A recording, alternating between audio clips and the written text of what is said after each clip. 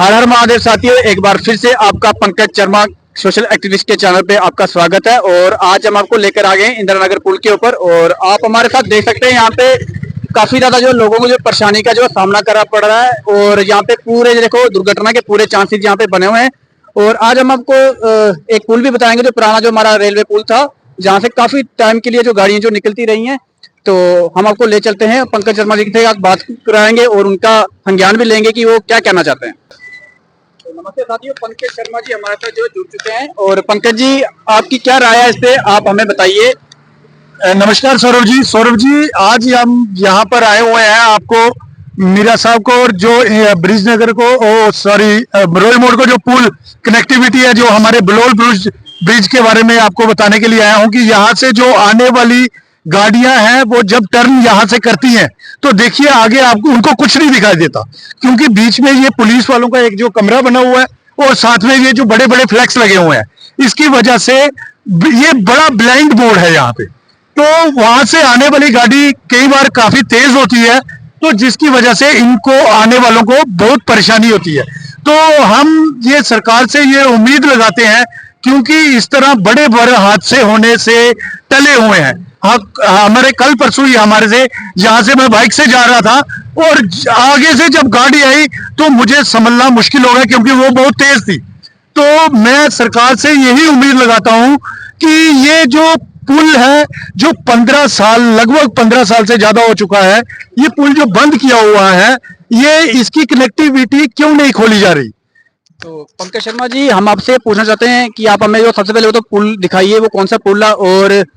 और सरकार का हम एक नेग्लिजेंसी और देखें, यहाँ पे किसी प्रकार की कोई इंस्ट्रक्शन नहीं लिखी गई है कि ब्लाइंड कर्व है या कुछ ऐसा। तो उसके बारे में आप क्या कहना चाहते हैं कि सरकार को इंस्ट्रक्शन तो यहाँ पे लिखनी चाहिए, सामने से वो गाड़ी आती है इधर उधर से जा रही है, उसके बारे में आप क्या कहना चाहते हैं। ये देखिए, ये बिल्कुल सही बात की कि इन्होंने सरकार की तरफ से यहाँ पे साइन बोर्ड वो इशू करने चाहिए यहाँ पे कि आगे से गाड़ी तेज आ सकती है, क्योंकि नाका है, यहाँ से जो गाड़ी आहिस्ता ही आती है ये नाके की तरफ घुमाई। ये देखिए इन्होंने आगे बैरिंग रखे हुए हैं, ये बैरिंग बिल्कुल सही रखे हुए हैं। यहाँ पे गाड़ी की जो स्पीड है वो काफी स्लो हो जाती है, और स्लो होने के बाद जब ये गाड़ी यहाँ पे पहुंचती है, ये बहुत ही ब्लाइंड है, ये ब्लाइंड मोड है। जब आगे से कोई गाड़ी तेज आ रही हो तो बहुत परेशानी हो सकती है। सौरभ जी आगे आए, मैं आपको दूसरे वाले पुल के बारे में बात करना चाहता हूँ। आप यहाँ पे तो नमस्ते साथियों, अब हम दूसरे पुल के पास जो है पहुंच चुके हैं। तो पंकज जी भी हमारे साथ हैं, तो अभी हमें इस पुल के बारे में बताएंगे कि इस पुल का क्या स्टेटस है अभी, उसके बारे में पंकज शर्मा जी हमें बताने वाले। देखिए सौरभ जी, जब आप देखिए ये पुल जो है रेलवे का काफी सैकड़ों साल पुराना ये पुल है, काफी ठोस पुल था, अच्छा पुल था। इस पुल की जब कंडीशन थोड़ी सी खराब हुई तो इसका यातायात यहाँ पर रोका गया।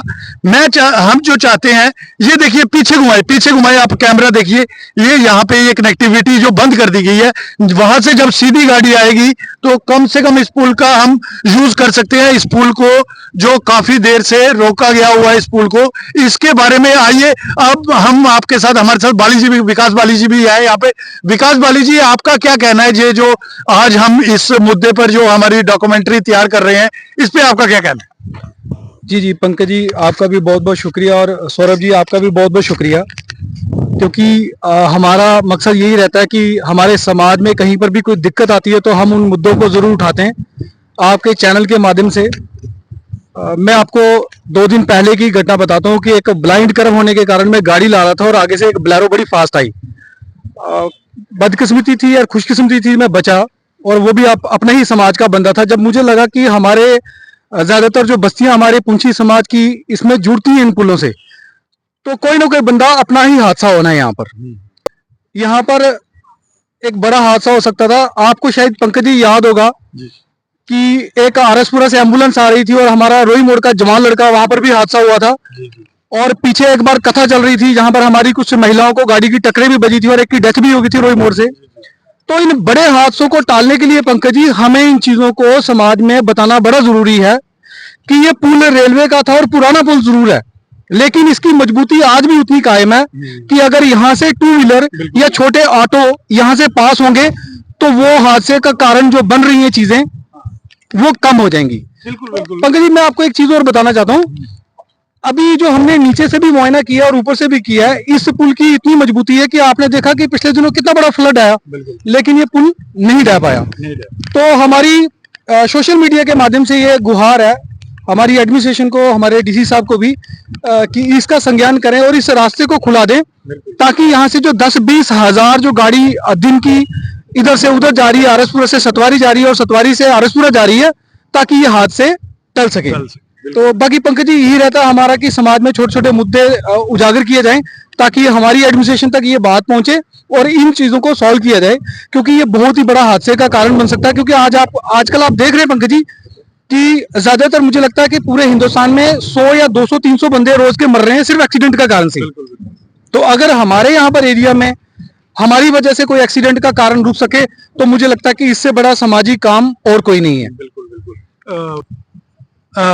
विकास जी, आपने बहुत ही डीपली एनालाइज किया हुआ था इस मुद्दे को, और ये हमारी जो सामाजिक रिस्पॉन्सिबिलिटीज हैं उनको हम अच्छी तरह बखूबी समझते हैं, तभी तो हम समाज के कुछ जो कुरीतियां हैं उनको भी समाज के सामने लाते हैं, और जो एडमिनिस्ट्रेशन को जो हिदायतें देनी है, जो एडमिनिस्ट्रेशन की रिस्पॉन्सिबिलिटी है, वो हमारा हम अपना पक्ष रखते हैं ताकि एडमिनिस्ट्रेशन एक सही डायरेक्शन पर चल सके। मैं विकास जी स्पेशली मैं वहां पे आते हुए जो ब्लाइंड मोड की बात कर रहा था, उसका जो मेन कारण था ये पुलिस वालों का ये जो टेम्परेली जो घर बनाया हुआ है, और ये साथ में गौरव जी वहां पे घुमाए, स्वरूप जी ये जो फ्लैक्स लगे हैं इन पर आपका क्या कहना है? पंकज जी ये देखो, ये किसी गवर्नमेंट दायरे में नहीं आते हैं।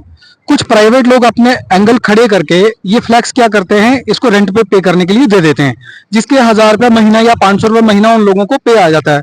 तो मुझे लगता है कि कहीं ना कहीं ये अपना जेडी के अंडर या जम्मू म्युनिसिपल कॉर्पोरेशन की अगर ये चीजें अंदर आती हैं, तो उनको इन चीजों का गंभीरता से संज्ञान लेना चाहिए कि ऐसी चीजें जो हाईवे पे नहीं होनी चाहिए, ताकि जो सामने गाड़ी आ रही है वो भी नहीं दिखेगी। तो मुझे लगता है इन चीजों को उखाड़ के साइड पे रख देना चाहिए, क्योंकि छोटी पब्लिसिटी के लिए हम बड़े हादसे का शिकार किसी चीज को बने, तो उसके लिए हमें पहले ही सतर्क रहना चाहिए। पंकज बिल्कुल बिल्कुल, बहुत ही सही कहा इन्होंने कि एडमिनिस्ट्रेशन को ये शुद्ध होनी चाहिए कि कोई पर्सनल जो एडवर्टाइजिंग जिस तरह की भी है वो किसी एक्सीडेंट को न्योता देती है, तो उसको जल्द से जल्द वहां से उखाड़ा जाए।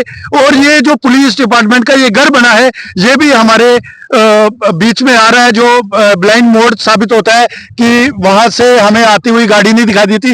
और दूसरी राय जो है कि जो विकास जी आपका जो कहना था कि जो यातायात जो 2 व्हीलर्स और 3 व्हीलर्स के लिए यहाँ से खोली जाए और थोड़ा सा इसको रेनोवेट करके, ये आपकी राय बहुत ही अच्छी लगी हमें, हम इसकी तारीफ करते हैं कि जल्द से जल्द हमारी एडमिनिस्ट्रेशन से उम्मीद है कि ये इसको थोड़ा सा रेनोवेट करके इस पुल को, ताकि ये पुल यातायात के लिए एक स्रोत बन सके। और अब आगे नेक्स्ट वीडियो में हम आपके साथ फिर से मिलेंगे, तब तक के लिए शुक्रिया आपका मित्र पंकज शर्मा विद सौरभ जी के साथ। Thank you.